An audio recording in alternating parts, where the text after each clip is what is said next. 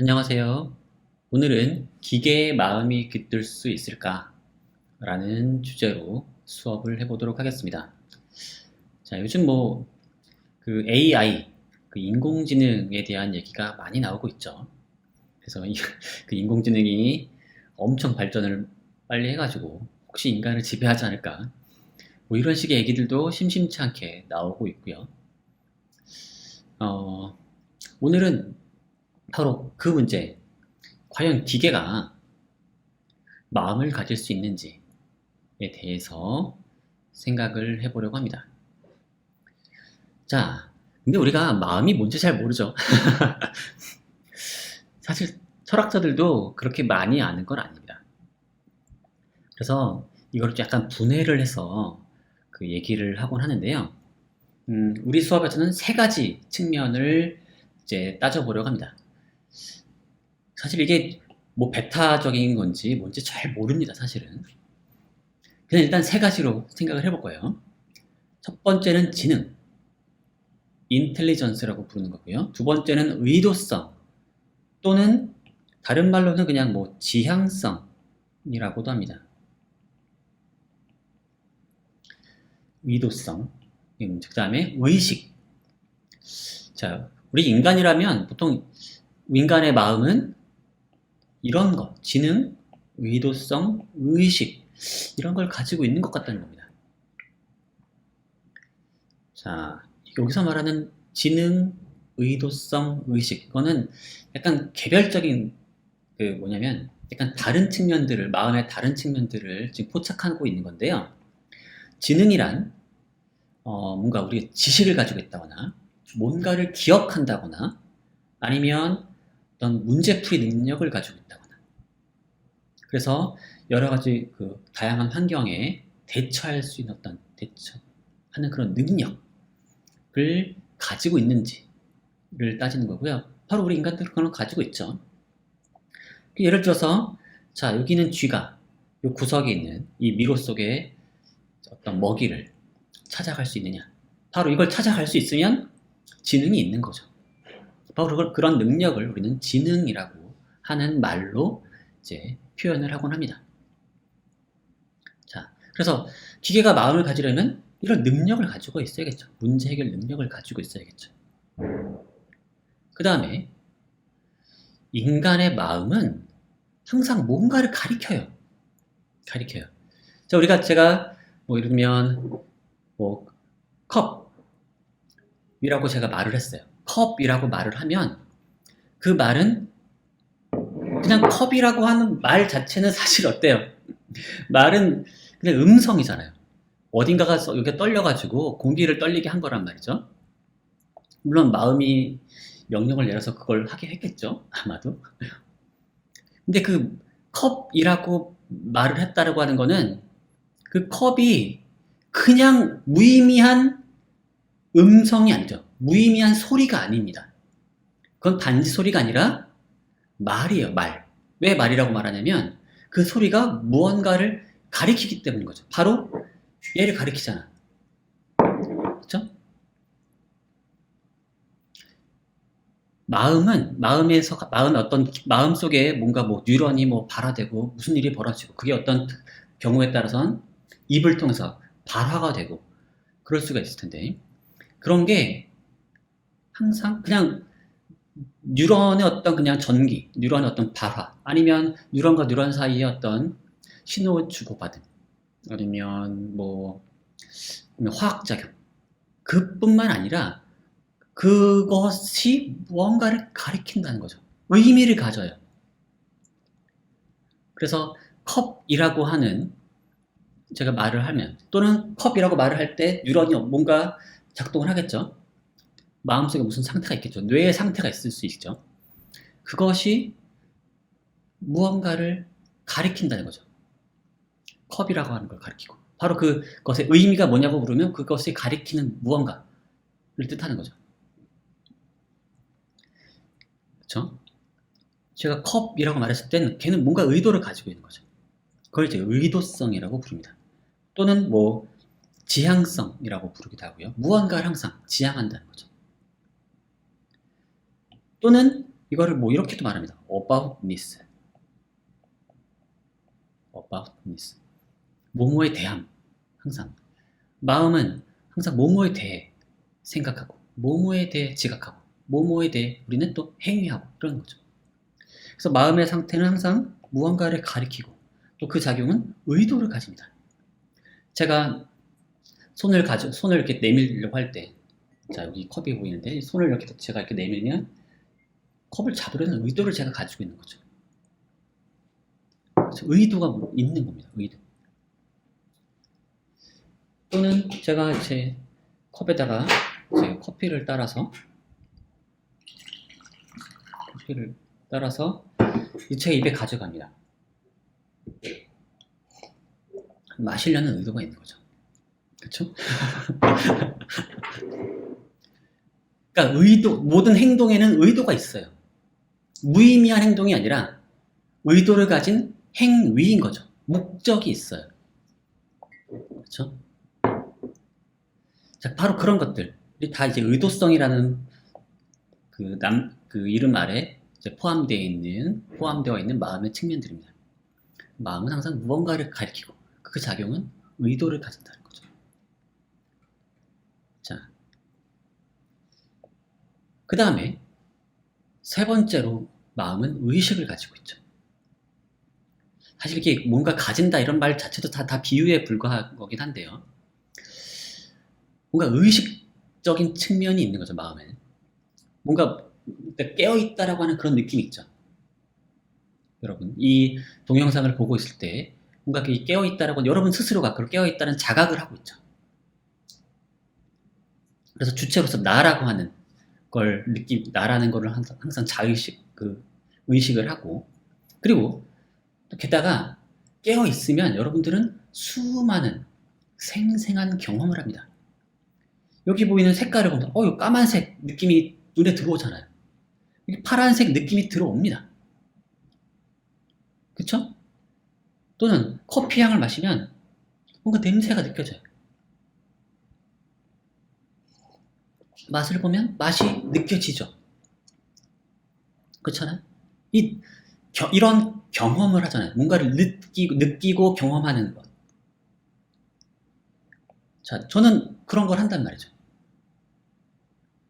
누군가가 어떤 기계가 그냥 커피를 넣어서 걔가 기계적으로 걔를 소화시켜가지고 뭘 내보낼 수 있고, 그 다음에 뭐 명령을 내려가지고 뭐 맛있다라고 말하거나 향기로워라고 말을 시킬 수는 있겠지만, 그렇다고 걔가 정말 제가 한 느낌과 같은 그런 색깔을 보고 형태를 눈으로 정말 느끼고 맛과 향기를 느끼는 그런 경험을 걔가 과연 하겠느냐는 거죠.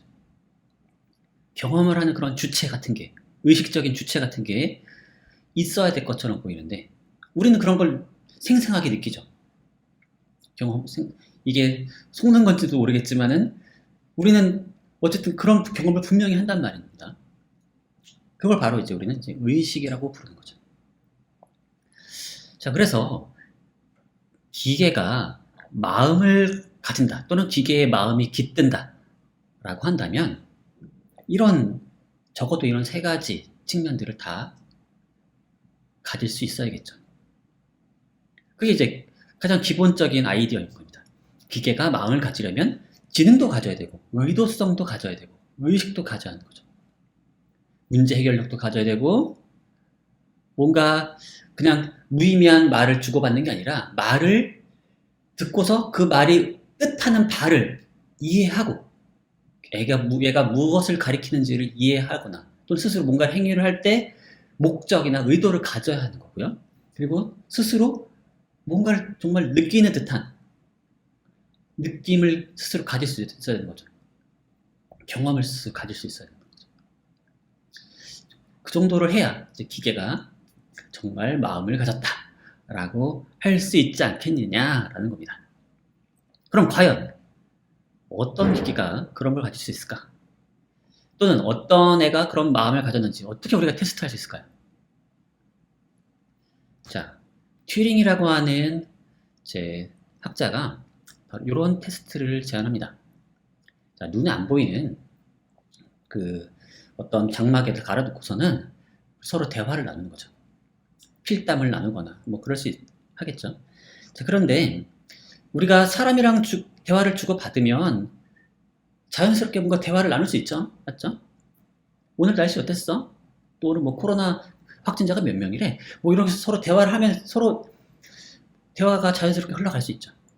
근데 만약에 누군가와 대화를 했는데 얘가 사람과 대화하는 거랑 아주 비슷해요.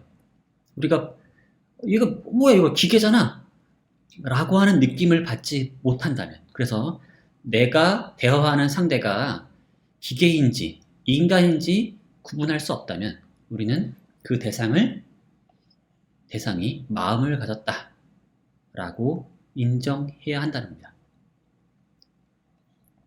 이게 바로 이제 튜링이 제안한 테스트고요. 사실은 그 이미테이션 게임인 거다. 이미테이션 게임, 흉내내기. 만약에 기계가 인간을 흉내낼 수 있다면 그 기계는 마음을 가졌다고 우리는 판정해야 한다는 거죠. 튜링은 이런 테스트를 고안했을 뿐만 아니라 이 테스트를 어떤 기계가 통과할 수 있는지에 대해서도 제안을 했어요. 튜링은 바로 누가 이 테스트를 통과할 수 있느냐? 계산 기계가 이 테스트를 통과할 수 있을 거라고 생각한 거죠. 자, 이 계산 기계 사실은 추상적으로는 튜링 기계라고 부르고요. 튜링 기계. 구체적으로는 결국 디지털 컴퓨터인 거죠. 디지털 컴퓨터는 뭐냐? 계산 기계예요. 사실은 계산기. 여기서 계산이라고 하는 거는 아주 넓은 의미의 계산인 건데 바로 기호 처리기입니다. 기호 처리기. 프로그램에 따른 기호 처리기. 여기서 보면 기호는 우리가 디지털 컴퓨터라고 하면 보통 0과 1이라고 하는 이진수. 그래서 0과 1이란 두 가지 기호를 사용하죠. 프로그램도 바로 그런 두 가지 기호로만 작성되어 있고 얘가 입력받는 데이터도 다 0과 1의 두 가지 기호로만 이루어져 있고 얘가 또 출력을 내려보낸다면 그것도 0과 1의 기호로 내보냅니다.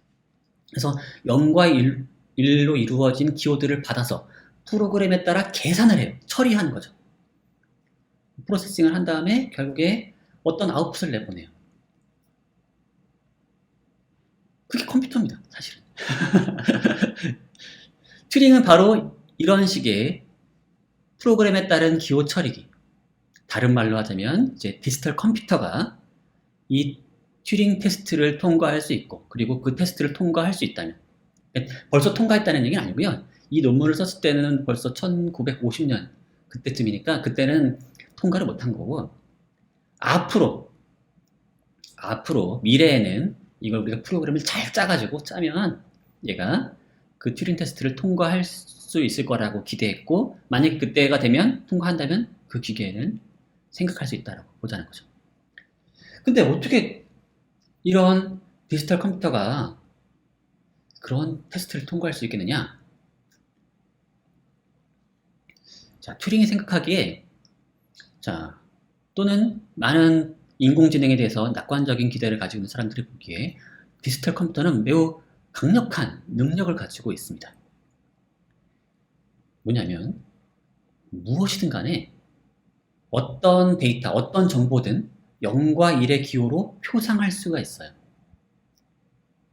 그림이든 소리든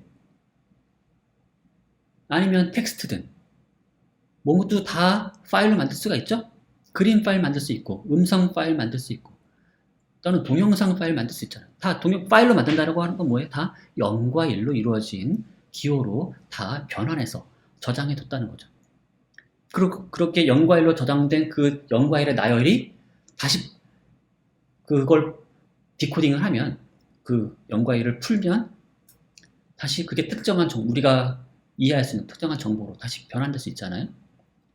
그러니까 무엇이든 0과 1의 기호로 다 표상할 수가 있죠. 인간이 받아들이는 어떤 여러 가지 정보의 형태들도 다 0과 1의 기호로 표상할 수 있는 거고요. 그 다음에 이거를 우리가 처리할 수가 있어요. 기호화된 것이랑 0과 1로 기호화된 것은 뭐든지 간에 우리가 여러 가지 복잡한 프로그램을 이용해서 원하는 일, 그것이 얼마나 복잡한 일이든 그걸 수행할 수가 있는 겁니다. 자, 여기 보이는 게 바로 그 튜링이 고안했던 그 튜링 기계식 컴퓨터고요. 오늘날에는 기계식 컴퓨터를 사용하는 게 아니라 사실은 톱니바퀴 이런 게 없고 전자식 컴퓨터를 사용하고 있죠. 어쨌든 뭘로 만들었느냐는 중요하지 않아요. 나무로 만들었느냐, 아니면 톱니바퀴로 만들어졌느냐, 아니면 기계식이냐, 아니면 전기식이냐, 아니면 전자식이냐 상관이 없어요. 어떻게든 프로그램에 따라서 기호를 처리할 수 있는 장치, 그게 아주 빠르게 작동하면 좋겠죠. 그럴 수만 있으면 우리는 걔가 잘만 그런 장치에다가 이제 프로그램만 잘 깔아주면 걔가 데이터를 입력받아서 데이터를 내보내는, 그래서 인간과 대화를 잘 주고받을 수 있는 그런 애를 만들 수 있을 거라고 기대하는 거죠. 그래서 튜링의 제안은, 그리고 이 제안은 뭘 의미하는 거냐면 그래서 기계가 인간과 같은, 인간을 잘 흉내낼 수 있을 거라는 주장과 함께, 심지어 무슨 주장까지 하는 거냐면 인간의 마음 역시 계산기계라고 주장을 하고 있는 거예요. 물론 둘은 구분되는 주장이긴 한데 둘 다 튜링은 주장한 겁니다. 계산기계가 인간을 충분히 흉내낼 수 있을 것이다. 뿐만 아니라 인간의 마음 역시 알고 보면 계산기계라는 주장을 한 거죠. 자, 아주 과감한 제안이었고 당시에 많은 반론들이 있었습니다. 그리고 사실은 지금도 많은 반론들이 있습니다. 자, 제가 마음이 가진 세 가지 측면을 제안했는데 바로 그 세 가지에 따라서 각각 살펴보도록 하죠. 첫 번째, 인간의 마음은 문제 해결 능력이 있죠. 아주 창의적인 문제 해결 능력을 가지고 있어요. 그래서 어떤 새로운 문제에 부딪히면은 거기에 맞춰가지고 아주 새로운 답을 내놓게 됩니다. 결국 창의적이라는 거죠. 인간은 창의적인 문제 해결 능력을 가지고 있어요. 자, 그런데 컴퓨터는 과연 창의적일 수 있을까요? 컴퓨터는 계산기계잖아요. 그러니까 프로그램에 따라서 기호를 처리한다. 즉 정해진 절차에 따라서, 프로그램이란 바로 그거죠. 프로그램 말 뜻이 그래요. 정해진 절차에서 1번, 2번, 3번 순서대로 그냥 일을 하는 것 뿐입니다. 여기와 여기 기호를 서로 바꿔라. 그 다음에 얘를 한 줄씩 왼쪽으로 옮겨라. 오른쪽으로 옮겨라. 뭐 이런 일을 하는 것 뿐입니다. 그거를 여러 번 하고 나면 이제 여러 가지 계산들을 할 수 있는 건데요. 사실은 우리가 보는 수많은 컴퓨터의 여러 가지 프로그램이 다 그것뿐입니다. 사실은.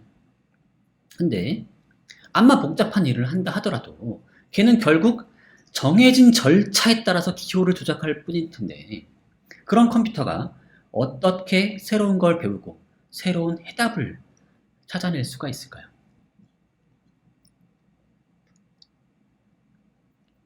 자, 이에 대해서 여러 가지 해법이 제안되었는데요. 그 문제를 해결하는 직접적인 알고리즘을 제공하는 게 아니라 문제 해결 알고리즘을 학습할 수 있는, 자, 요거를 학습할 수 있는 상위 알고리즘을 제공해 주는 겁니다. 그것의 대표적인 예로는 이제 인공신경망. 얘는 이 신경망의 어떤 그 가중치, 서로 연결의 가중치들이 지속적으로 변화하도록 만듭니다. 피드백을 통해서. 그 다음에 유전 알고리즘. 자, 그런 건데요. 하나씩 소개를 좀 드릴게요. 둘 다 일종의 피드백을 이용한 겁니다. 자, 봅시다. 기계에게 숫자를 읽을 수 있는 능력을 주고 싶습니다. 어떻게 하면 될까요? 숫자를 읽는 규칙을 가르쳐주면 되겠죠. 그런데 숫자의 규칙이 있나요? 물론 있죠. 대충 말할 수 있습니다. 0은 동그라미예요. 그래서 이제 동그라미라고 하는 거는 쭉 쓰면 이렇게 가둬줘야겠죠. 회곡선을 이루어야겠죠. 하지만 회곡선이지만 그렇다고 약간 삐져나온 부분이 완전히 없어야 되느냐? 그렇지 않, 우리가, 그런 게 아니죠. 우리가 필기로 이제 연필로 글씨를 쓰면 약간 삐져나올 수도 있고, 가끔씩은 그래서 영 했더니 여기가 이렇게 삐져나온다거나, 아니면 이게 살짝 안 가도 빈틈이 생긴다거나, 그럴 수 있죠. 근데 우리는 이걸 보고 다 0이라고 읽죠. 그러니까 우리가 1이 뭐다, 0이 뭐다 하는 거, 규칙이 다 있지만 그 규칙은 사실 상당히 애매해요. 1은 짝대기죠. 세로로 그어진 짝대기입니다. 하지만 어떤 사람들은 이런 식으로 쓰기도 하죠. 이렇게 쓰는 사람도 있어요. 약간 기울여 쓰기도 합니다. 2도 마찬가지죠. 2도 이렇게 2라고 쓰지만 여기 보시면 2 쓰는데 여기 막 이렇게 구멍이 이렇게 생기는 경우도 있죠. 근데 우리는 아주 능숙해서 인간들은 이것들을 다 잘 알아봅니다. 이건 0이고 이건 1이고 2, 3, 4, 5, 6, 7, 8, 9 아주 쉽게 읽어요. 어떻게 그럴 수 있는 걸까요? 자, 인간들에게 물어보면 인간들이 숫자를 읽는 규칙을 잘 얘기를 못 해줍니다. 잘 몰라요. 본인도 그걸 잘 몰라요. 그러니까 인간들에게 숫자를 읽는 규칙을 추출해서 기계에게 프로그램으로 적어줄 수조차 없습니다, 사실은. 왜냐하면 인간이 그 규칙을 명시적으로 알고 있지 못하니까. 그렇다면 그럼 우리도 그걸 어떻게 배웠을까요? 누가 규칙을 가르쳐 줬나요? 물론 가르쳐 주긴 하죠. 사실 하지만 그 규칙, 방금 전에 말씀드린 것처럼 완벽하지가 않죠. 따라서 우리는 이걸 어떻게 배웠느냐? 수많은 시행착오를 통해서 배운 거죠. 우리가 이걸 보고서 얘를 4라고 읽어야 되는데 만약에 우리가 이거를 보고서 뭐 잘못 읽었어요. 다른 숫자로 읽으면 선생님이나 아니면 부모가 아니다. 걔는 네가 말한 그 숫자가 아니라 얘는 4다. 라고 가르쳐 주는 거죠. 다시 혼내는 겁니다. 그래서 우리가 어렸을 때 숫자를 읽든 글자를 읽든 잘 제대로 읽으면 칭찬을 받고 잘못 읽으면 혼나는 거죠. 그래서 다시 읽으라고. 자, 그런 과정을 통해서 우리는 암묵적으로 숫자를 읽는 그런 암묵적인 규칙을 이제 습득하게 된 거죠. 그래서 마찬가지로 컴퓨터도 그렇게 학습을 시키면 되는 겁니다. 그게 바로 인공신경망을 이용한 방법이 되는 거죠. 그래서 여기 보시면 뭐 이렇게 쓰여진 데이터를 이제 몇 곱하기 몇 데이터를 주는 겁니다. 데이터를 주면 자, 인풋에 수많은 노드가 있는데 n개의 노드에 그걸 다 집어넣는 겁니다. 넣고서 그 다음에 여기에 요거랑 계산해 가지고 이제 다음 값을 만들어요. 요 히든 레이어에 있는데 히든 레이어가 여기서 3층으로 되어 있습니다. 물론 뭐 여러 개의 층으로 되어 있을 수 있고 뭐 아주 얕을 수도 있어요. 그러면 얘는 여기 인풋 n개의 인풋을 다 받아가지고 대충 합합니다. 가중치합을 해가지고 합해요. 그런 식으로 값을 만들고 그런 식으로 여러 번 계산해서 아웃풋을 냅니다. 그래서 아웃풋을 이제 내면 되는 거죠. 자, 요 각각의 요 노드들을 퍼셉트론이라고 부르는데요. 사실 뉴런 뇌 속에 있는 뉴런을 흉내를 내려고 하는 겁니다. 그래서 각각의 퍼셉트론은 뉴런처럼 입력의 가중치합을 이용해 출력을 내보냅니다. 출력을 내보내고요. 그래서 그리고 그러면 처음에 그럼 여기다 어떤 식으로 계산할지 어떻게 정하느냐? 처음에는 그냥 대충 넣는 겁니다. 대충 가중치를 부여하고 대충 합하라고 하는 거죠. 그러면 이러한 데이터가 처음 들어오면 8이라고 제대로 읽을까요? 자, 이게 일종의 프로그램이에요. 프로그램인데 이 프로그램은 결국 계산기죠. 계산을 해가지고 여기다가 이제 결국 0부터 9까지의 값이 나오게 만드는 겁니다. 자, 여기서 나올 수 있는 값은 결국 0부터 9까지가 나오게 되는 거예요. 자, 그럼 처음에 뭐라고 이거 사실은 8이죠. 근데 데이터를 집어넣어서 8이라고 하는 아웃풋이 나오면 성공인데 그게 나오지 않을 가능성이 훨씬 높죠. 왜냐면 우리는 얘가 8이 나오도록 여기 나오는 계산기를 설정을 안 했거든요. 그렇게. 그러면 어떻게 할 거냐? 처음에는 얘가 엉터리 대답을 하겠죠. 8을 줬는데도 뭐 1이다 라고 얘가 아웃풋을 내보낼 수가 있죠. 그러면 최종 출력이 결국 우리가 뭐예요? 얘가 8이라고 봐야 되는데 얘가 뭐 1이라고 읽었다. 그러면 차이가 있는 거죠. 바로 그 차이를 이용해서 이제 너가 지금 뭔가 잘못했기 때문에 여기를 좀 조정해라 라고 명령을 내립니다. 일종의 피드백을 주는 건데요. 그러면 역으로 돌려가면서 지금 결과를 잘못 내는데 기여한 것들에 대해서 이제 수정을 하는 거죠. 상당히 이제 자동화된 알고리즘이 있습니다. 그래서 바로 다음과 같은 게 있습니다. 그래서 여기 입력에 대해서 가중치를 받아서 합을 하죠. 퍼셉트론이. 그렇죠? 합을 하고서 이제 또 내보내고 이런 식으로 하는 건데요. 만약에 아웃풋이 인간이 알고 있는 그 결과랑 다르다 그러면 여기를, 요 가중치들을, 합산될 때 사용되는 요 가중치를 바꾸도록 요청을 하는 거죠.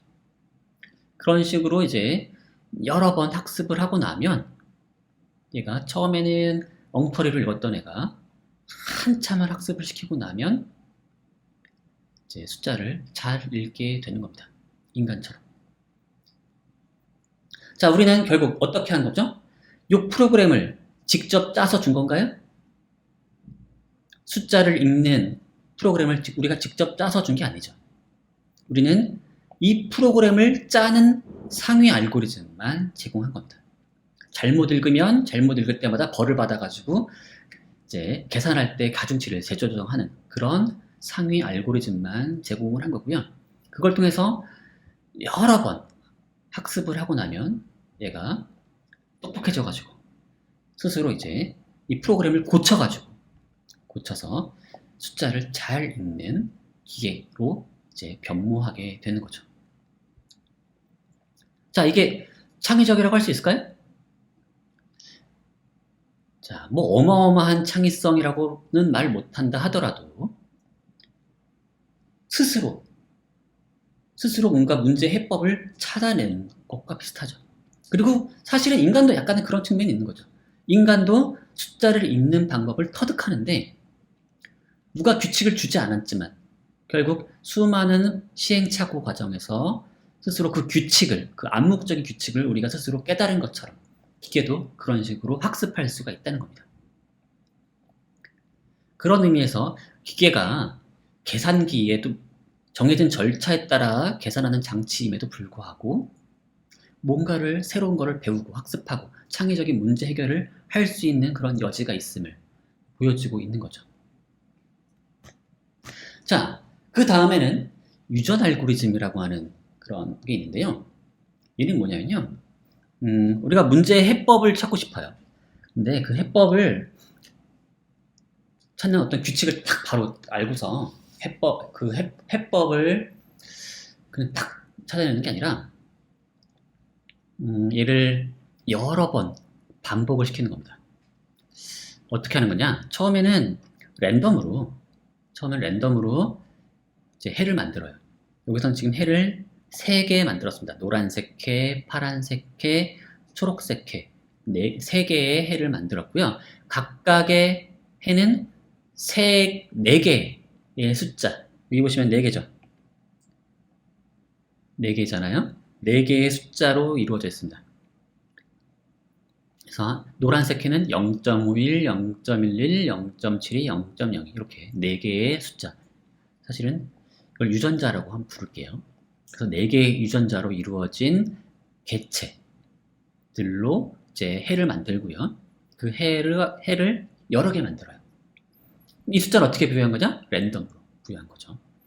자, 그러면 이 숫자 4개가 아주 적절해야만 이제 정답 또는 그 유능한 해가 될 수 있는데, 문제는 처음 랜덤으로 값을 만들었기 때문에 얘가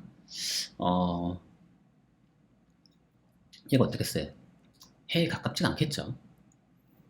그래서 그럼 어떻게 하느냐?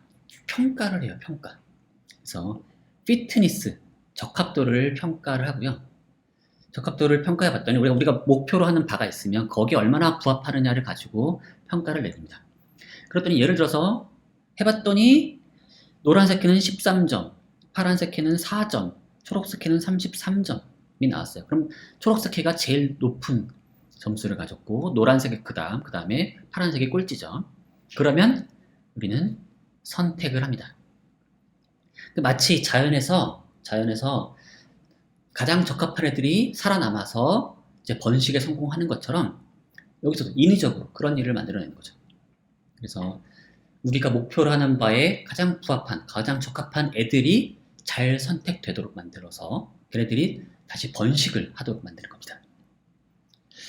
그래서 이렇게 룰렛을 돌려요. 그래서 33, 13, 4의 비율로 룰렛판을 만든 다음에 돌림판 하면 이제 초록색 애가 가장 많이 선택되고 그 다음에 노란색 애가 그 다음 선택될 수 있게 되겠죠. 그래서 이런 식으로 선택이 되면 선택된 애들을 가지고 뭘 하면 되겠어요? 리프로덕션, 번식을 하면 되는 거죠. 재생산을 하면 되는 겁니다. 그래서 일종의 크로스오버라고 하는 장치를 사용하는 건데요. 번식이 우리가 부모 둘이 만나가지고 자식을 낳는다고 하는 건 유전자를 교환하는 거잖아요. 그걸 따라하는 겁니다. 그래서 여기서 보면 노란색 개체와 초록색 개체가 선택이 되면 이 둘이 선택이 되면 걔네들을 짠 하고 크로스오버를 시키는 거죠. 그러면 이렇게 새로운 개체를 만들 수가 있죠. 그렇죠? 두 개의 개체를 만들었네요. 여기서는 지금. 그렇죠? 이런 식으로 물론 이 자르는 점 지금 여기선 여기를 잘라가지고 서로 갖다 붙였는데 자르는 방법은 뭐 랜덤으로 만들 수가 있습니다. 다양한 방식의 크로스오버 기법이 있고요. 그렇게 해서 자식을 만드는 거고요. 자, 여기서 이때 우리가 기대하는 바는 뭐겠어요? 우리의 목표에 잘 부합하는 애들, 그나마 부합하는 애들끼리 모아서 랜덤으로 둘을 조합을 하고 그러면 그래도 우리가 뭔가 더 부합하는 애가 나올 가능성이 있지 않겠냐라는 거죠. 물론 이렇게 크로스오버만 시켜가지고는 완전히 새로운 값은 나올 수 없죠. 그래서 한 단계가 더 있습니다. 뭐냐면 뮤테이션이죠. 돌연변이를 일으켜요. 그래서 가끔씩 너무 많이 하면 안 되고 가끔씩 그 다음에 우연히 랜덤으로 유전자를 변이를 시킨다. 그래서 여기 보면 여기 첫 번째 자식에서 하나 유전자를 다른 값으로 그냥 마구잡이로 바꾸는 겁니다. 그렇게 한 다음에 여기는 돌연변이가 안 생겼네요. 여기 갈색에는 주황색인가요? 그러고 나서 이제 새로운 세대를 만들어요. 여기서 보면 지금 원래 가장 엘리트를 그냥 하나 카피해서 하는데 그건 꼭 그렇게 해야 되는 방법은 아니고요. 여기서는 그렇게 했다는 겁니다.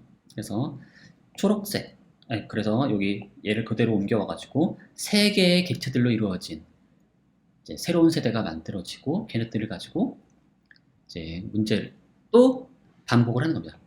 그래서 또 평가하고 선택하고 재생산하고 돌연변이를 일으키고 이걸 여러 번 반복하면 결국 여러 번 반복하고 나면 우리가 목표라는 바에 가장 부합하는 무언가를 만들 수가 있다는 거죠. 자, 여기서 인간이 개입하는 건 상당히 적죠. 이게 자동으로 이루어지는 건데 스스로 자동으로 이루어지고 스스로 뭔가 계산을 통해서 뭔가를 하지만 뭔가 창의적인 요소들이 생겨나는 거죠. 새로운 무언가가. 근데 여기서 제가 도대체 이거 해라고 부르고 막 했는데 도대체 이게 뭐 어디에 적용되는 건지 여러분 상당히 전혀 감이 안 잡힐 수 있을 것 같은데 예를 들면 이런 걸 수 있어요. 바둑 두는 기계를 만들고 싶어요. 뭐 알파고 이런 얘기 들어보셨죠? 벌써 또 그 얘기도 한참 지나버린 얘기인데, 자, 알파고와 같은 그런 바둑 프로그램을 만들고 싶어요. 바둑 프로그램은 일종의 전략, 바둑을 두는 전략이 그 프로그램에 들어있어야겠죠. 그렇죠? 판을 읽고서 이런 상황에서 이런 식으로 두는 그런 전략이 여기에 심어져 있는 거죠. 자, 그러면 각각의 얘를 하나의 프로그램이라고 생각할 수 있어요. 자, 요게 프로그램, 그 다음에 요거 프로그램, 그 다음에 요 프로그램. 세 개의 프로그램이 있는 겁니다. 각각의 프로그램에는 전략이 들어있는 겁니다. 자, 그러면 뭘 원해요? 아주 좋은 전략을 가진 바둑 프로그램을 만들고 싶어요. 그렇죠? 자, 우리는 이렇게 생각할 수 있어요. 그럼 전략을 숫자로 표현할 수 있다고 생각합니다. 전략을 숫자들의 나열로 표현할 수가 있다고 생각해 보세요. 자, 그러면 우리가 숫자 4개로, 물론 훨씬 더 많은 숫자가 필요할 텐데, 자, 그 숫자 4개로 이루어진 전략을 일단 우리가 생성을 해봤어요. 처음에 어떻게? 랜덤으로 생성을 했습니다. 자, 그러면 그 전략은 아주 엉터리겠죠. 그쵸? 아주 엉터리 전략들로 만들어져요. 그러면 걔네들이 바둑을 엄청 못 두겠죠? 근데 거기서 그러면 잘 두는 어떻게 평가할 거냐? 자, 여기서는 그냥 목표에 부합하는 방식으로 점수를 매겼는데 꼭 이렇게만 할 수 않아도 됩니다. 다르게 할 수 있어요. 어떻게 할 수 있느냐? 서로 바둑을 2개 해봐요. 노란색이랑 파란색이랑 바둑을 2개 해보고, 노란색이랑 초록색이랑 바둑을 2개 해보고, 파란색이랑 초록색이랑 바둑을 2개 해보고. 이게 이미 전략이 심어져 있는 거니까 전략대로 바둑을 두겠죠, 얘가. 그러면 잘 두는 애가 있고 못 두는 애가 있겠죠. 그나마 그 사이에서도.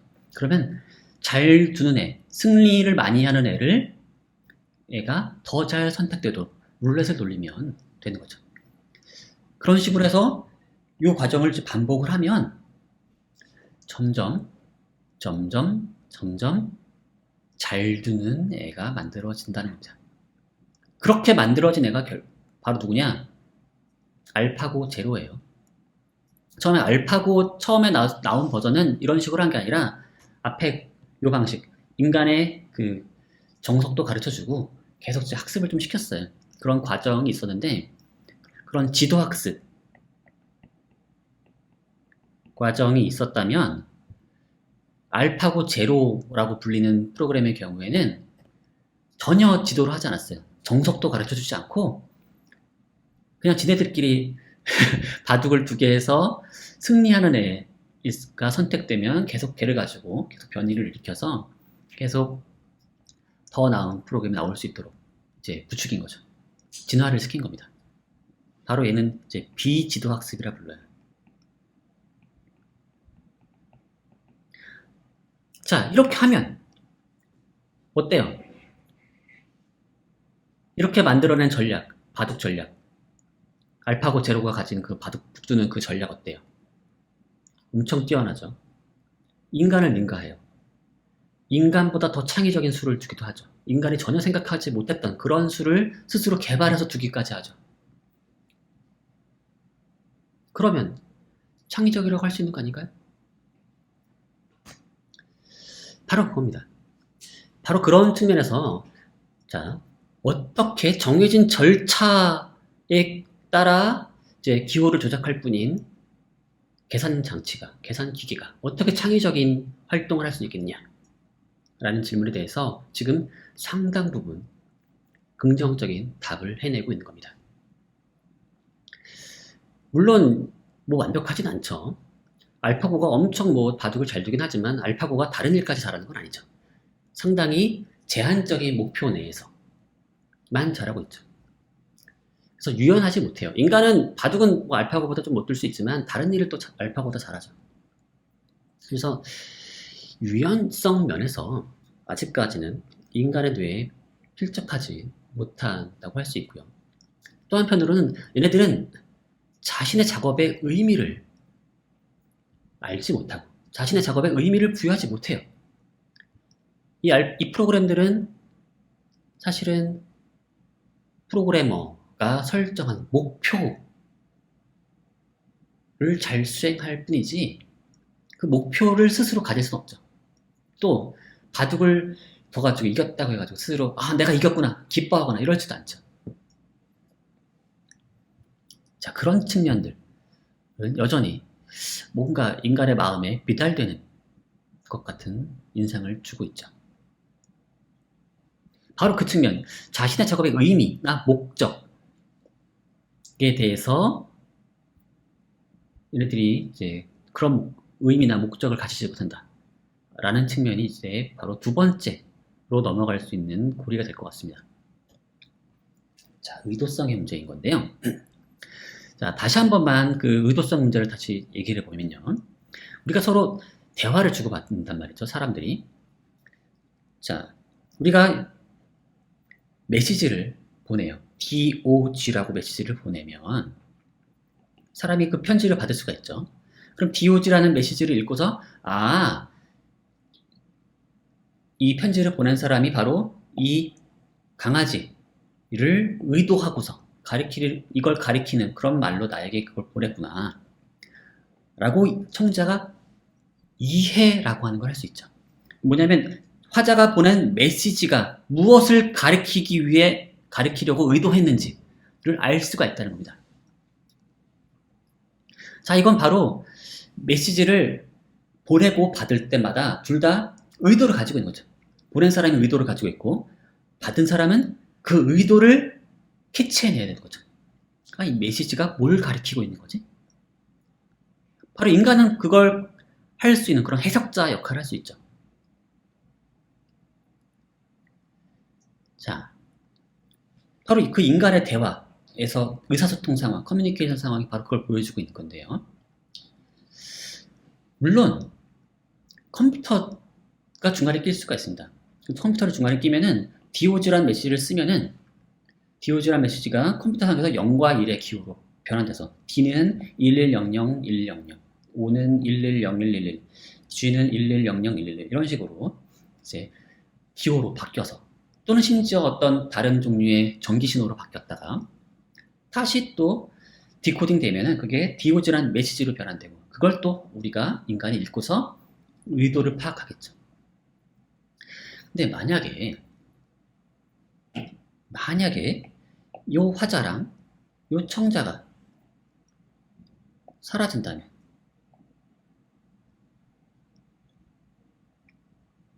컴퓨터끼리 서로 메시지를 주고받는다고 한번 생각해 보세요.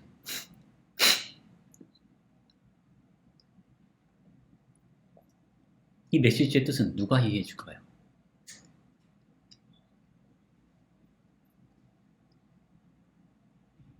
도대체 이 메시지의 뜻은 누가 이해를 해주죠?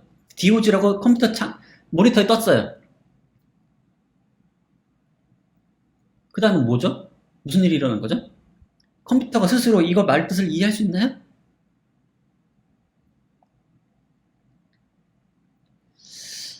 이게 참 골치 아픈 문제가 되는 거죠. 컴퓨터 상에서 사실 번역이 일어나긴 합니다. D라는 각각의 알파벳들이 다른 0과 1의 기호로 변환되고 다시 그 0과 1의 기호가 다시 알파벳으로 변환되고 이런 일이 일어납니다. 그걸 인코딩과 디코딩이라고 부르는데 그렇다고 해가지고 이런 절차가 일어난다고 해가지고 이런 절차가 있다고 해서 그게 이 컴퓨터가 스스로 메시지의 뜻을 이해한다라고 보긴 어렵지 않느냐라고 하는 거죠. 그래서 이걸 바로 이제 보통 표상의 문제 또는 의도성 문제라고 부를 수 있는데요. 그 의도성은 인간이 가지고 있는 것로 느껴집니다. 반면에 컴퓨터는 표상은 할 수 있어요. 여기서 인코딩, 디코딩을 통해서 1100, 100은 D를 표상하고 110111은 O를 표상하고 그 규칙이 다 정해져 있습니다. 그 해석 기계가 있어요. 하지만 여전히 그거는 기호에서 기호로 변환될 뿐이지 D라는 기호가 이런 숫자의 나열로 변환되고 5라는 기호가 110, 111 그런 식의 변환 관계, 규칙이 있을 뿐이지 결국 이게 모여가지고 이게 결국에 뭘 가리키는 거예요? 원래는 인간이라면 결국 개를 바깥 세계에 있는 개를 가리킨다라고 하는 걸 깨달아야 되는데 그걸 누가 깨달을 수 있겠습니까? 기호 사이에 변환이 안만 일어난다 하더라도 기호 바깥으로 벗어날 수가 없는 것처럼 보인다는 거죠.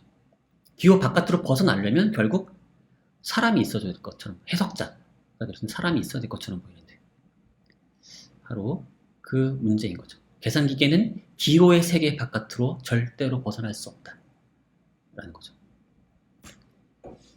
존 썰이 그래서 존 썰이라고 하는 철학자가 이 직관을 이제 이용해서 다음과 같은 사고 실험을 제안합니다. 자, 이 사고 실험의 의도는 뭐냐면 계산기계는 이해를 할 수가 없다는 겁니다. 기호의 의도를 파악할 수가 없다는 겁니다. 자, 한번 봅시다. 자, 여기서 나는 방 안에 갇혀 있는 겁니다. 자, 근데 얘는 지금 중국어로 된 스토리와 질문을 받아요. 중국어로 된 스토리와 질문을 받아서 중국어로 대답을 제출해야 합니다. 어려운 일을 하겠네요. 그런데 문제는 더 심각한 문제는 뭐냐면 저는 중국어를 그림 기호처럼만 볼 수 있을 뿐 중국어를 못해요. 그러면 어떻게 위에 이 일을 할 수 있느냐? 저는 스토리와 질문에 적힌 중국어 기호를 다루는 규칙이 명세된 한글책에 따라서 그 일을 수행할 뿐입니다. 물론 존 썰은 미국 사람이니까 영어로 된 그 규칙북을 이용해가지고 하겠죠. 자, 어쨌든 여기서 사고 실험은 뭐냐면 이런 식으로 해서 중국어로 된 스토리와 질문을 받아서 중국어로 대답을 제출을 잘 한다고 칩시다. 저는 이 한글책으로 된 규칙을 이용해가지고 거기에 명세된 규칙을 이용해서 중국어 기호를 막 다뤄가지고 이런 기호가 들어오고 저런 기호가 들어오고 요거 다음에 요 기호가 들어왔으니까 이걸 다른 기호로 좀 바꿨다가 이렇게 오른쪽으로 밀고 왼쪽으로 밀고 해가지고 뭐 어떻게 해보니까 그래서 최종적으로 그 어떤 기호 한자어로 이루어진 중국어를 문장을 만들어서 내보내는 거죠. 아웃풋으로. 그래서 인풋으로 들어온 애를 이용해서 이제 아웃풋으로 내보내는 겁니다. 자, 그러면 이 일을 제가 손이 엄청 빨라가지고 이 일을 아주 정상적으로 수행을 했다고 쳐보죠. 자, 그렇다면 바깥에 있는 사람이 보기에는 이 안에 중국어를 할 줄 아는 사람이 안에 있을 거라고 생각이 되겠죠. 그렇다 하더라도 과연 이 중국어 방 속에 있는 저는 스토리의 내용을 이해할 수 있을까요? 과연 제가 그 내용을 이해한다고 할 수 있을까요? 저는 그저 한국어로 써져 있는 규칙에 따라서 그 기호를 그냥 이리저리 조작했을 뿐입니다. 제가 중국어로 정상적인 답을 내보냈다고 해가지고 그래서 바깥 사람이 보기에 이 안에 있는 사람이 매우 능수능란하게 중국어를 할 줄 아는 것처럼 보인다 하더라도 그 사람이 보기에 그렇게 보인다 하더라도 저는 여전히 중국어를 못하는 거 아닌가요? 저는 내가 무슨 질문을 받아서 무슨 스토리에 따라서 무슨 대답을 했는지 여전히 모르는 거 아닙니까? 자, 존 썰은 다음과 같이 그래서 주장하는 겁니다. 나의 입력과 출력은 중국인과 똑같음에도 컴퓨터 프로그램처럼 일을 수행한 나는 스토리를 전혀 이해하지 못한다는 거죠. 그리고 이 주장은 곧장 뭐에 대한 비판으로 넘어가는 거냐면 바로 튜링의 주장으로 넘어가는 거죠. 지금 요 중국어방의 상황이 정확히 어떤 상황과 똑같은 거냐면 튜링 테스트랑 똑같은 거죠. 튜링 테스트는 방 속에 있는 무언가가, 기계가 인간을 잘 흉내내서 대화를 잘 나눌 수 있으면, 인간처럼 대화를 나눌 수 있으면 생각을 한다라고 보자 라고 한 거죠. 근데 존설은 뭐냐면 그 기계가 암만 인간처럼 대답을 잘한다고 해가지고 인간과 같은 이해를 가졌다고 말할 수는 없다는 거죠. 그래서 프로그램에 따라 기호를 조작할 뿐인 컴퓨터가 인간과 똑같은 입력을 받아 출력을 준다 하더라도 인간처럼 이해를 가졌다고는 말할 수 없다는 겁니다.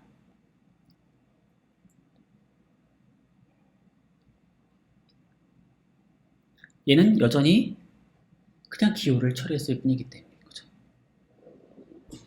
규칙에 따라서.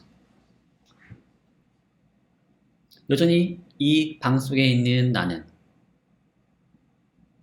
도대체 무슨 입력을 받아서 무슨 출력을 내보내는지 전혀 이해를 못하고 있을 거라는 겁니다. 자, 이에 대해서 여러 가지 얘기가 오갔었는데요. 그 중에 가장 대표적인 반론은 뭐냐면 이겁니다. 방 속에 있는 나는 중국어를 이해하지 못한다. 그 말은 맞다. 하지만 내가 아니라 나를 포함한 중국어 방은 일종의 시스템으로서 이해를 가질 수 있지 않겠느냐라는 거죠. 나는 그 시스템의 일부 부품에 불과해요. 부품이 이해를 가지는 게 아니라 시스템 전체가 이해를 가진다는 거죠. 그렇게 봐야 마땅하지 않을까요? 자, 이와 비슷한 이 같은 연장선상에서 그 다음과 같은 반론도 누군가 합니다. 자, 마이크로 결사대라고 하는 영화가 있거든요. 왜냐면 인체에 그 난장이 부대가 투입되는 겁니다. 자, 그걸 이제 그 영화를 이용해 가지고 반론을 펴는 건데요. 보세요.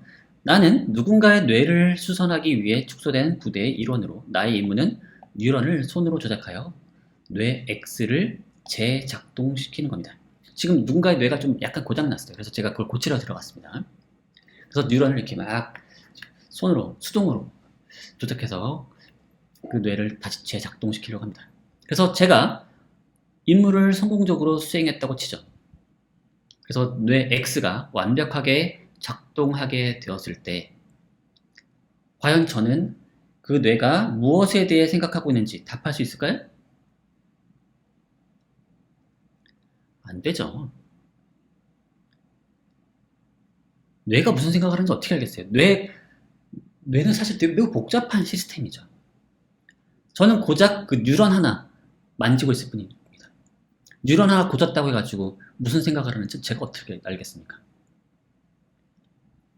결국 지금 요 반론은 뭐냐면 컴퓨터든 뇌든 너무 미시 수준으로 들어가 버리면 의미나 내용 같은 게 사라진다는 거죠. 결국 의미를 이해한다 라고 하는 건 일종의 거시 수준에서의 얘기인 거죠. 그래서 핵심은 거시 미시 수준의 차이이지 기호 조작에는 책임이 없다는 겁니다. 지금 존설은 그 계산 기계가 이해를 할 수 없다 또는 의도성을 가질 수 없다 라고 주장하면서 그것의 그 이유를 어디서 찾느냐? 기호 조작에 찾고 있죠. 프로그램에 따라서 기호를 조작할 뿐이기 때문에 이해를 가질 수 없다고 비난하고 있어요. 하지만 이 시스템 반론을 펼치는 사람들 입장에서 보면은 어쩌면 그 방 속의 한 개인 또는 마이크로 결사대의 한 명, 뉴런 하나를 만지작거리고 있는 그 한 명이 이해를 못하고 있는 거는 기호 조작이기 때문이 아니라, 기호 조작 때문이 아니라 단지 그냥 너무 미시적인 수준으로 들어갔기 때문이라는 거죠. 지금 보세요. 이 존썰 주국어강 속의 이 한 명은 개별 동작 하나가 너무 미시적이어서 전체적인 내용을 파악할 수가 없는 그런 부품과 같은 존재죠. 그러니까 얘가 이해를 할 수가 없는 거죠. 이해라고 하는 건 이 방이 이 방이 이해를 한다는 겁니다. 나를 포함해서. 마찬가지로 뉴런 하나가 이해를 하는 게 아니라 뉴런들이 모여있는 뇌가 이해를 한다는 거죠. 그렇게 봐야 하는 거죠. 그리고 자꾸만 이런 식으로 방 속에 있는 그 개인이 무언가를 이해할 수 있어야만 정말로 그 계산 기계가 이해를 할 수 있는 것처럼 주장하는 건 마치 이 방 속에, 이 방은 일종의 뭐예요? 뇌를 지금 약간 뇌를 비유하고 있는 거죠. 이 방 속에 의도성을 가지고 있는 또는 뭐 이해력을 갖추고 있는 난장이를 지금 상정하고 있는 것처럼 보이죠. 근데 우리 머릿속에 그런 난장이가 있나요? 우리 머릿속에 이해력을 담당하고 있는 어떤 작은 난장이가 머릿속에 숨어 있는 건가요? 그런 건 아니잖아요. 그렇죠? 외부에서 들어오고 있는 인풋들을 들여다보고 있는, 다 그걸 펼쳐보고 다시 와 내보내고 그런 난장이가 그 안에 있는 게 아니잖아요. 그렇죠? 결국 수많은 작은 부품들, 개별적으로 보면 매우 단순한 작업들을 하고 있는 애들로 이루어져 있는 복잡한 시스템으로서의 어떤 마음이 있는 거지, 그런 애가 있는 거지, 그걸 그 안에 어떤 특정한 난장이 같은 애를 상정해서 걔가 이해를 못하니까 결국 계산기계는 이해를 못하는 거다 라는 식으로 얘기하는 건 문제가 있는 거죠. 그런 식으로 따지면 우리 뇌에도 사실은 그런 이해를 가지고 있는 어떤 존재, 작은 존재는 사실 아무것도 없는 거죠. 자, 그렇게 볼 수가 있겠고요. 자, 시간이 벌써 57분이 넘어가고 있는데 어쨌든 좀 길더라도 조금만 더 참아주시기 바랍니다. 자, 이 의미 문제에 있어서 한 가지 반론 더 소개를 드릴게요. 자, 체화된 인지에 의거한 반론이 있는데요. 이건 뭐냐면 우리 마음이라고 하는 건 사실 환경과 상호작용하는 몸에 장착되어 있다는 겁니다.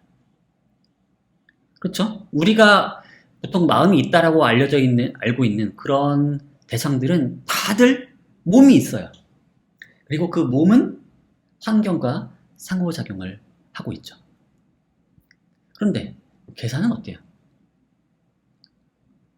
그렇지가 않죠. 환경과 직접 상호작용을 하지 않죠. 그냥 프로그램에 따라서 기호를 인간이 주면 거기에 따라서 그냥 아웃풋을 내는 것 뿐이지 직접적으로 환경과 상호작용하진 않죠. 자, 근데 이에 대해서 아주 단순한 대응이 가능합니다. 뭐냐면 계산도 몸과 환경을 가질 수 있다는 겁니다. 어떻게? 로봇을 만들면 되죠. 계산기에다가 팔다리 붙여가지고 또 센서 달아가지고 센서를 통해서 인풋을 받고 모터를 통해서 팔다리 움직이게 만들면 되는 거죠.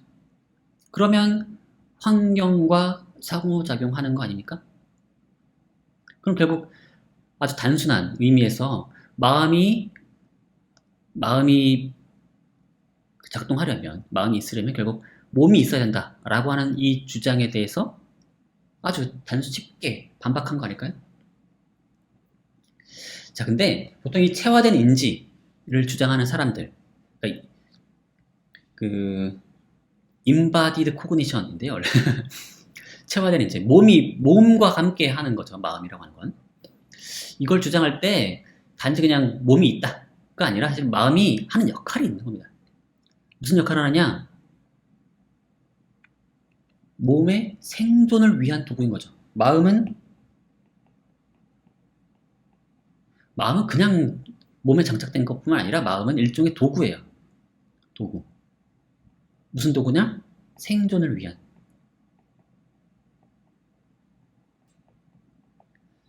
생존의 보탬이 되니까 마음이 생긴 거겠죠. 진화론적으로 생각하게 되면. 자, 그 아이디어를 생각하게 되면 그냥 계산기에다가 센서 붙이고 팔다리 붙인다고 해가지고 마음이 곧장 생기는 건 아닐 수가 있죠. 왜냐하면 그 로봇에 달린 계산기는 전혀 생존을 위한 도구 역할을 하지 않을 수도 있으니까요. 그렇죠? 그렇다면 이 계산기의 작동이 생존과 정말 결부되어 있을 때만 진정한 의미의 마음이 되는 거 아니냐? 라는 의도를 가진 그런 비판이라면 그냥 대충 뚝딱뚝딱 센서 붙이고 팔다리 붙인다고 마음이 생기는 건 아니겠죠. 이 계산기가 하는 일, 인풋을 받아서 적절한 아웃풋을 내보내는 게 결국 그 로봇의 생존과 직접적인 관련이 있어야만 한다는 겁니다.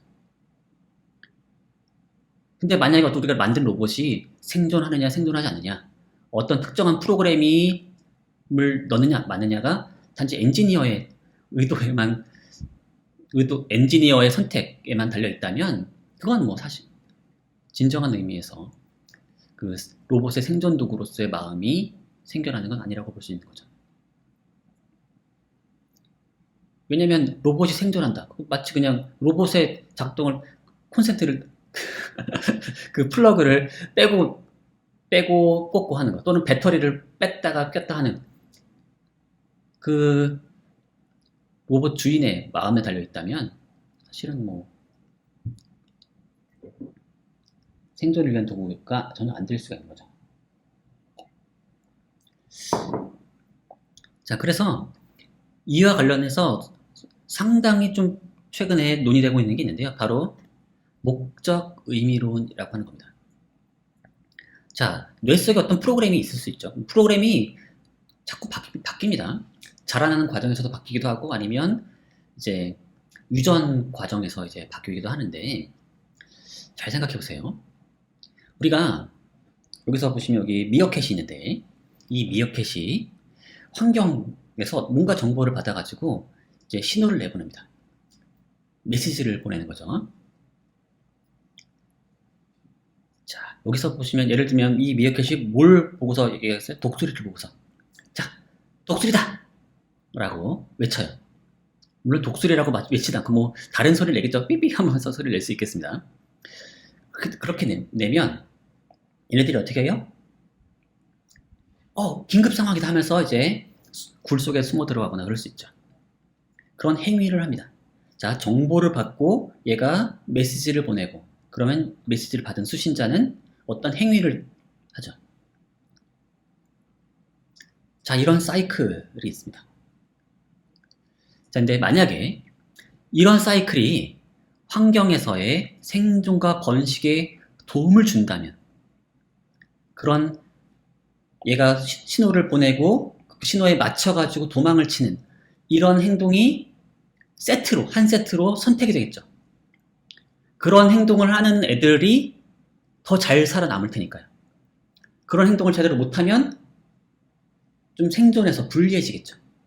이런 행동을 하는 게 생존에 유리하고, 그러면 이런 행동 전략을 가진 애들이 더 선택이 되고 더 자손을 많이 남기고, 그러면 결국 이런 식의 신호행위 세트가 자연 선택이 될 거죠. 독수리를 볼 때마다 동일한 어떤 소리를 내고, 그 소리를 들을 때마다 항상 도망치고 하는 이런 식의 사이클이 자연 선택이 되면 자연스럽게 얘가 내는 소리가 단지 소리가 아니라 의미를 가지게 되는 거죠.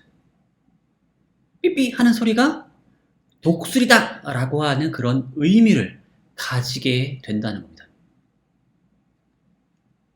이게 이제 목적 의미론이라고 불리는 최근의 접근인데요.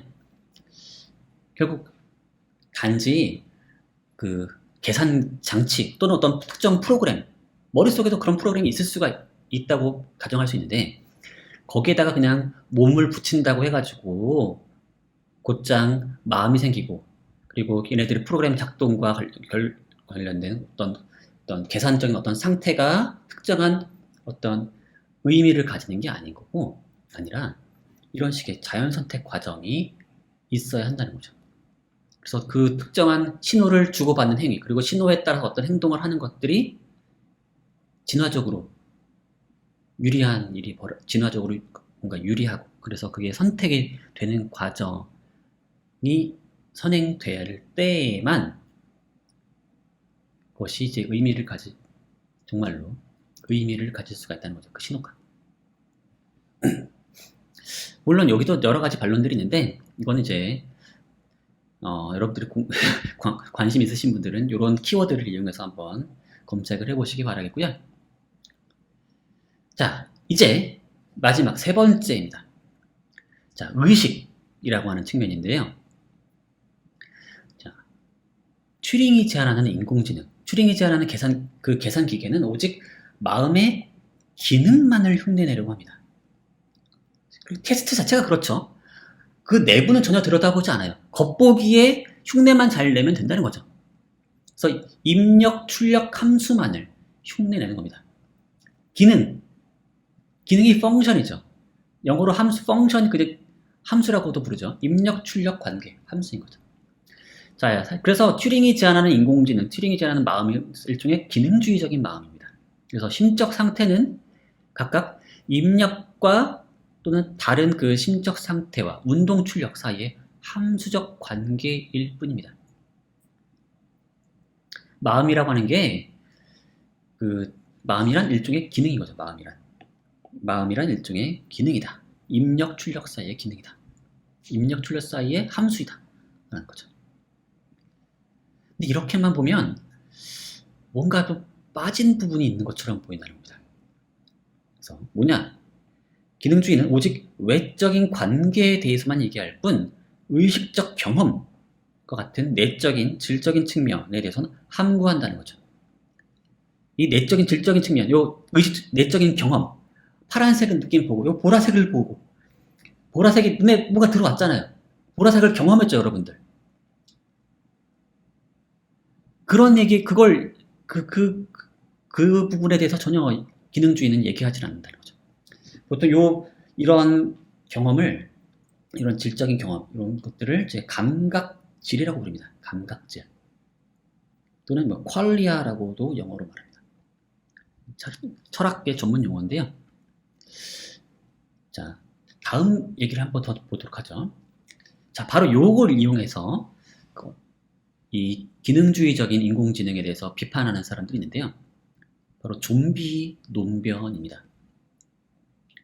자, 인간과 기능적으로 동일하지만 감각질이 없는 좀비를 상상할 수 있다. 또는 인간과 기능적으로 동일하지만 감각질이 전도된 좀비를 상상할 수 있다는 겁니다. 자, 여기서 말하는 좀비는 이제 이것도 철학적인 좀비예요. 철학적인 좀비. 영화 속에 나오는 그런 좀비 말고 철학적 좀비인데요. 기능적으로 인간과 똑같아요. 겉보기에 똑같이 행동합니다. 하지만 감각질이 없는, 즉 내적인 경험을 가지지 않는, 또는 감각질이 전도됐다 그런 건 내적인 경험이 일반적인 다른 사람들과는 정반대거나 아니면 전혀 다른 방식의 경험을 하는 그런 좀비를 우리는 상상할 수가 있는 거죠. 만약에 이걸 상상할 수 있다는 건 뭐냐? 그런 좀비가 있다면 이는 기능주의적인 인공지능이 마음을 완벽히 구현할 수 없음을 의미한다는 겁니다. 왜냐? 결국 기능주의적인 인공지능을 통해서 만든 건 뭐냐? 감각질이 부재한, 감각질이 없는 좀비와 같은 거죠. 근데 인간은 어때요? 분명히 감각질을 가지죠. 파란색을 보는 순간 파란색을 보는 이 느낌 있잖아요. 그리고 형태, 구름과 같은 형태를 여러분 느끼죠? 이게 정상적인 인간이고 정상적인 마음이고, 이걸 가지지 못한다면 걔는 좀비와 같은 거라는 거죠.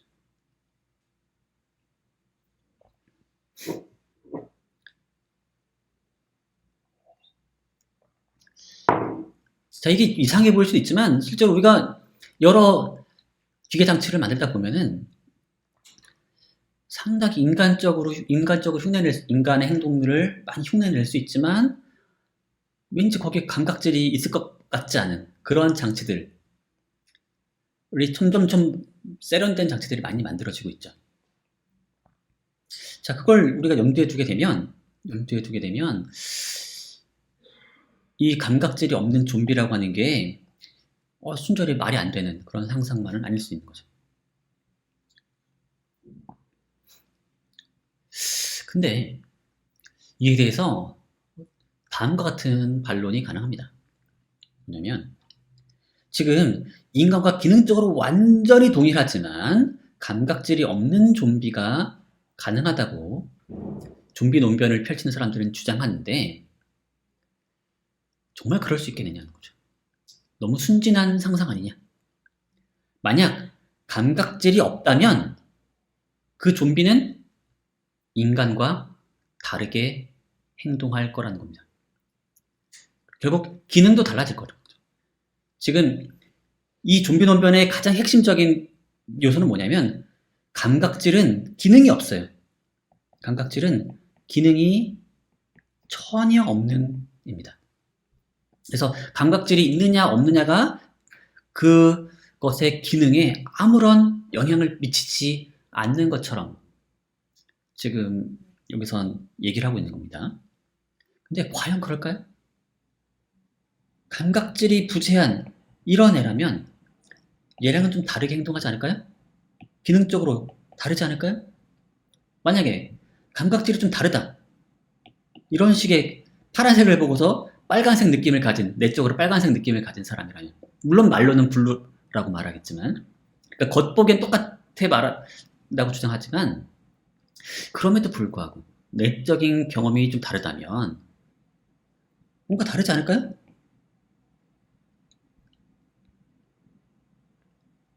아무런 기능 이게 사실은 좀비 논변이 진짜로 잘 작동한다면 약간의 모순적인 일도 생겨나는데요. 결과도 있는데 뭐냐면 감각질이 없는 좀비가 가능하다. 근데 이 감각질은 기능이 전혀 없어요. 따라서 인간은 좀비 더하기 감각질이에요.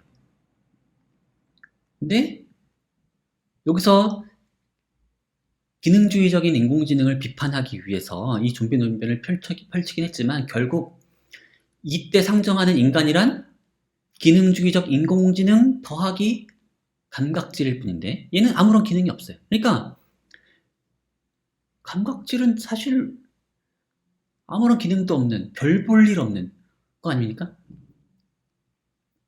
그런 느낌도 드는 거죠. 오히려 이 감각질이라고 하는 거에 대해서 뭔가 의미를 부여하고 싶다면 우리가 뭔가 생생한 경험을 하고 하는 것에 대해서 정말로 의미를 부여하고자 한다면 이런 식으로 비판하면 안 되는 거 아닐까요? 그리고 만약 근데 감각질에 의미를 좀 많이 부여하게 되면 감각질이 기능을 가지게 되죠. 근데 그러고 나면 좀비 논변은 무너지게 되죠. 감각질도 일종의 기능이 있다가 돼버릴 수가 있는 거죠. 그러면 기능이 결국에는 중요한 건 뭐가 돼요? 인간과 정말로 기능적으로 차이가 없는 기계를 만들고 나면 걔는 인간과 다를 바가 없는 그런 마음을 가지게 됐다고 주장할 수도 있는 거죠. 그래서 상당히 좀 곤란한 상황에 처해 있는 것 같기도 합니다. 자, 이걸 보여주기 위해서 제가 마지막 슬라이드, 거의 마지막 슬라이드인데요. 자, 즐거움과 고통의 문제를 한번 따져보죠. 자, 즐거움을 느끼고 고통을 느끼고. 자, 이거 상당히 감각적인 거죠. 자, 이걸 어떻게 구현할 수 있을까요?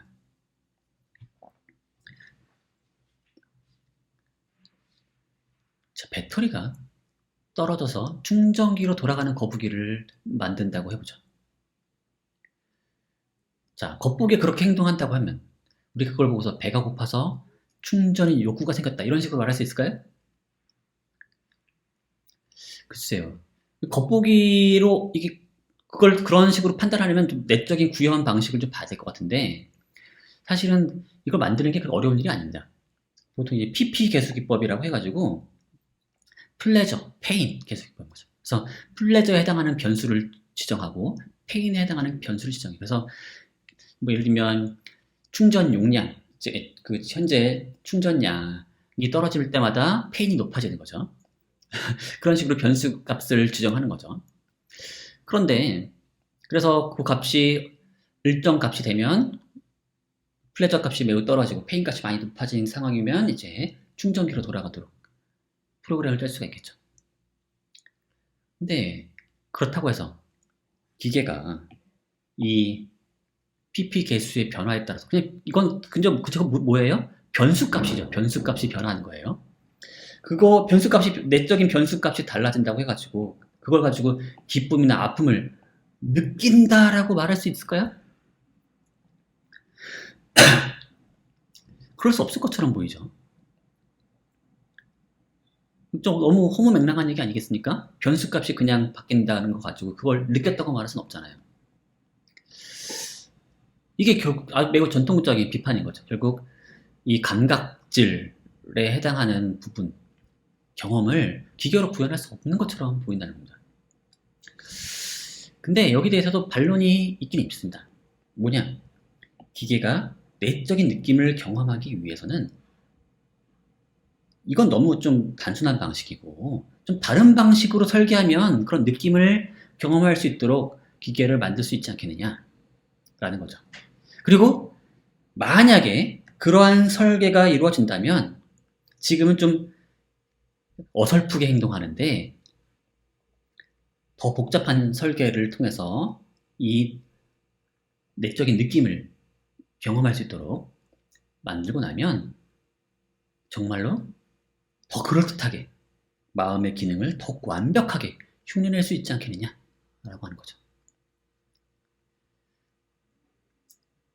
결국 느낌, 내적인 어떤 느낌, 감각질에도 기능이 있을 거라는 거죠. 그리고 그것을 정말로 내적으로 느낄 수 있도록 정말 설계를 할 수 있다면 마음을 더 잘 흉내낼 거라는 거죠. 기능적으로도.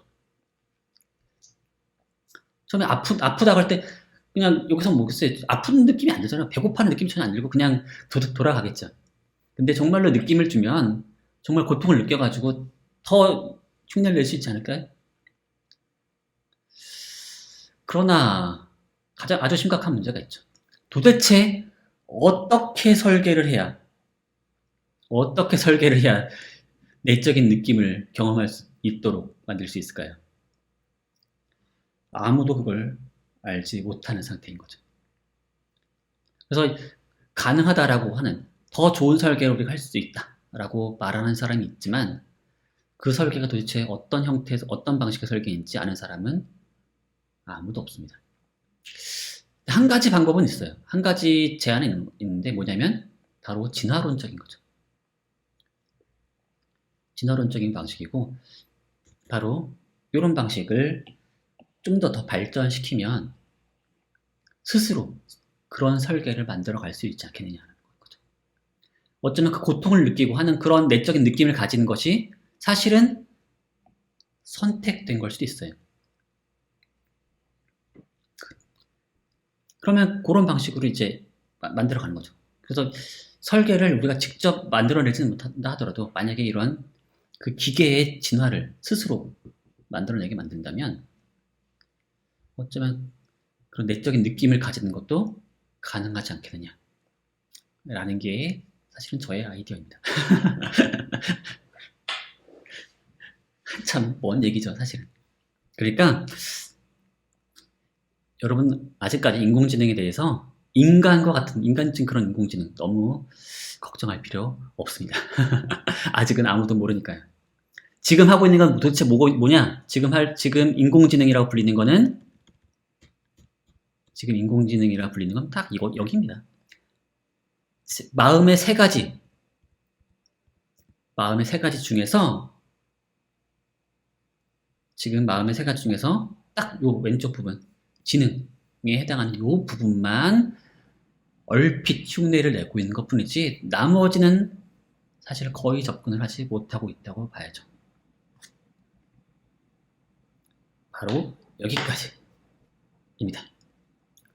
사실 마지막에 과연 인간이 그 계산기계는 과연 그럼 어떻게 마지막 남은 자유의지를 가질 수 있느냐, 바로 이런 문제도 남아있는데 이건 그냥 넘기도록 하겠습니다. 그럼 오늘 수업 듣느라 모두 수고하셨고요. 그럼 감사합니다.